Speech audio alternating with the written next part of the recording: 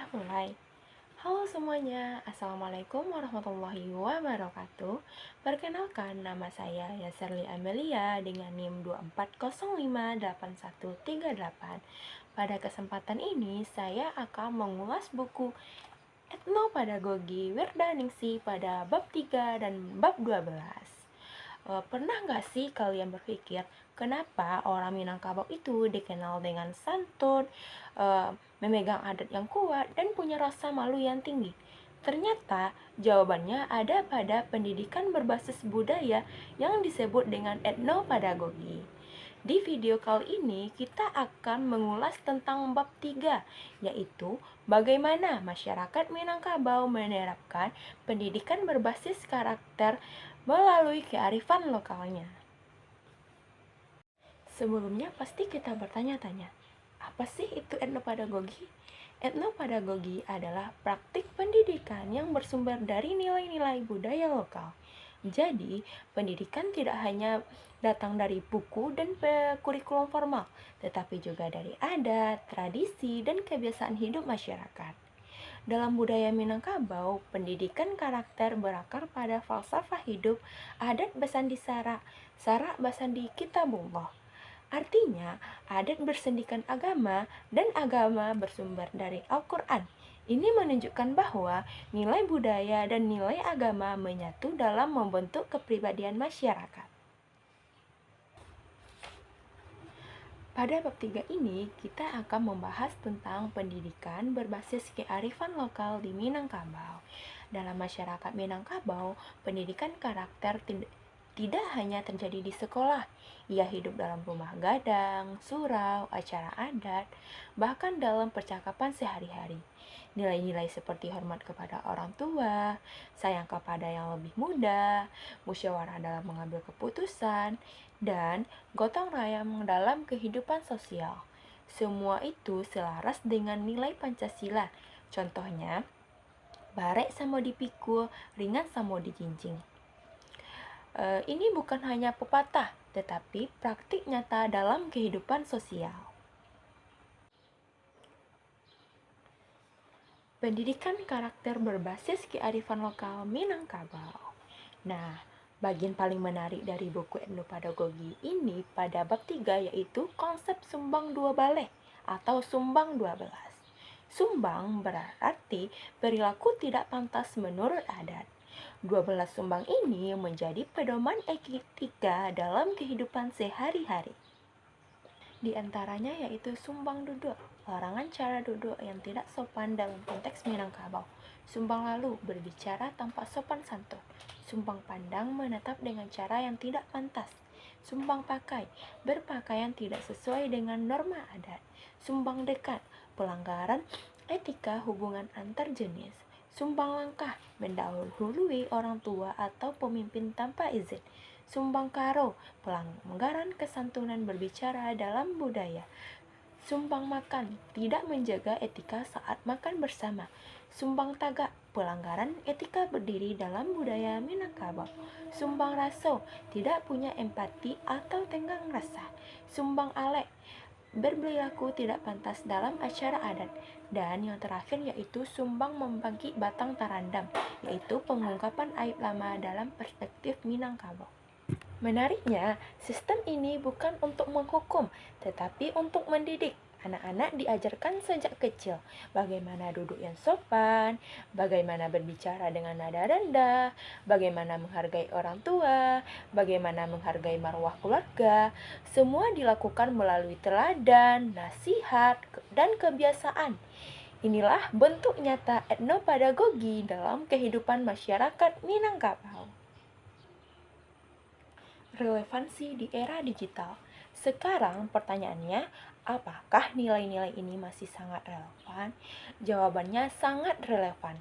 Di era media sosial, sumbang lalu bisa dikaitkan dengan komentar kasar dan ujaran kebencian. Sumbang pandang bisa dikaitkan dengan pelecehan visual dan body shaming. Sumbang raso bisa dikaitkan dengan kurangnya empati dalam dunia digital.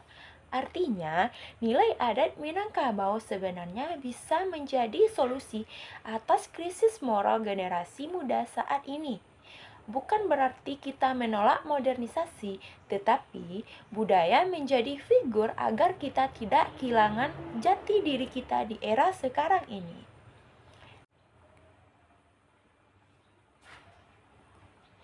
Jadi, kesimpulan dari bab 3 buku etnopedagogi ini menunjukkan bahwa masyarakat Minangkabau telah lama memiliki sistem pendidikan karakter yang kuat. Etnopedagogi bukan sekedar teori akademik. Ia hidup dalam adat, dalam keluarga, dalam masyarakat, dalam musyawarah, dan dalam kehidupan sehari-hari. Nilai malu, sopan, santun, musyawarah, tanggung jawab, dan penghormatan terhadap orang tua menjadi fondasi utama.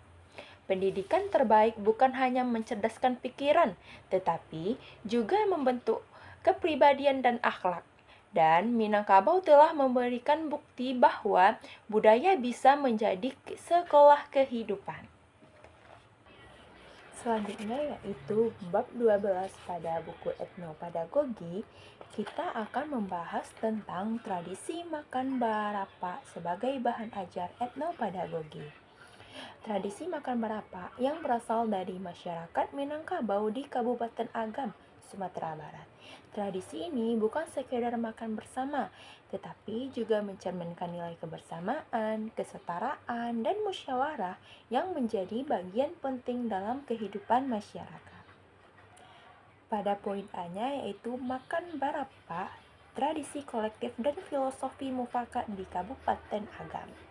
Pada bagian ini dijelaskan bahwa makan barapa adalah tradisi makan bersama dalam satu wadah besar atau dalam. Tradisi ini menunjukkan kuatnya nilai kolektivitas dalam masyarakat Minangkabau. Melalui makan bersama tanpa membedakan status sosial, masyarakat menunjukkan bahwa kebersamaan dan mufakat merupakan nilai penting dalam kehidupan sosial mereka. B yaitu makna dan fungsi sosial makan barapa. Tradisi makan barapa biasanya dilakukan dalam berbagai kegiatan seperti acara adat, kenduri, gotong royong, serta kegiatan keagamaan. Kegiatan ini tidak hanya mempererat hubungan antar warga, tetapi juga menanamkan nilai kesetaraan, solidaritas, serta kebiasaan bermusyawarah. Selain itu, tradisi ini juga menjadi sarana pendidikan budaya bagi anak-anak untuk belajar tentang etika makan dan sopan santun. Selanjutnya, poin yang D yaitu makan barapa sebagai potensi wisata budaya. Tradisi makan barapa juga memiliki potensi untuk dikembangkan sebagai wisata budaya. Desa-desa di Kabupaten Agam dapat menjadikannya sebagai bagian dari pengalaman wisata seperti program homestay, festival kuliner tradisional, maupun kegiatan edukasi budaya bagi wisatawan. Hal ini dapat memperkenalkan budaya Minangkabau kepada masyarakat yang lebih luas. Poin yang E yaitu tradisi makan barapa sebagai bahan ajar etnopedagogi. Dalam perspektif etnopedagogi, tradisi makan barapa dapat dijadikan sebagai sumber pembelajaran berbasis kearifan lokal. Tradisi ini mengandung nilai-nilai seperti gotong royong, kesopanan, kesetaraan, dan rasa syukur yang dapat digunakan untuk memperkuat pendidikan karakter peserta didik. Berikutnya yaitu perspektif etnopedagogi, integrasi dalam pendidikan. Nilai-nilai dalam tradisi makan barapa dapat diintegrasikan dalam berbagai mata pelajaran seperti pendidikan Pancasila, pendidikan agama, IPS, dan bahasa. Pembelajaran dapat dilakukan melalui simulasi praktik makan barapa di sekolah, studi lapangan ke nagari, serta diskusi budaya antara siswa dan tokoh adat. Dan poin yang terakhir yaitu G, potensi pengembangan modul dan media ajar. Tradisi makan barapa juga dapat dikembangkan melalui berbagai media pembelajaran seperti modul muatan lokal, buku cerita bergambar, video edukatif, serta materi pelatihan guru berbasis kearifan lokal. Hal ini sejalan dengan konsep kurikulum merdeka yang menekankan pembelajaran kontekstual dan berbasis budaya lokal. Secara keseluruhan, bab 12 ini menegaskan bahwa tradisi makan barapa bukan hanya sekedar kebiasaan makan bersama, tetapi juga mencerminkan nilai kebersamaan, musyawarah, dan solidaritas dalam budaya Minangkabau.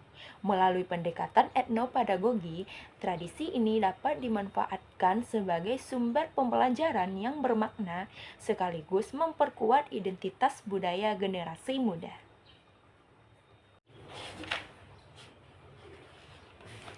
Nah, mungkin demikian ulasan singkat mengenai bab 3 dan bab 12 dari buku Etnopedagogi karya Wirdah Ningsih.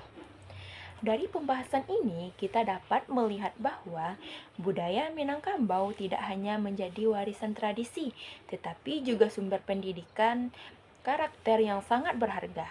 Melalui konsep etnopedagogi dan tradisi seperti makan barapa, kita belajar bahwa nilai kebersamaan, sopan santun, dan musyawarah dapat diwariskan melalui budaya. Jika teman-teman ingin memahami lebih dalam bagaimana kearifan lokal dapat menjadi sumber pembelajaran yang bermakna, buku ini sangat menarik untuk dibaca. Mungkin terima kasih sudah menonton video ulasan ini.